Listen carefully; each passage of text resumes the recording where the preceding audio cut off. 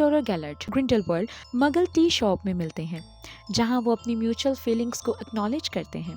Grindelwald मगल की दुनिया को तबाह करना चाहता है, लेकिन डम्बलडोर ने इस प्लानिंग को पागलपन करार देते हुए कहा कि उसने एक बार उसकी हमायत सिर्फ इसलिए की थी कि उस वक्त वो यंग और बेवकूफ़ था। क्लिन चाइना में 1932 में न्यूट स्कैमेंडर एक क्लिन की मदद करता है, एक जादुई मखलूक जो किसी की रूह के साथ साथ मुस्तकबिल को भी देख सकती है।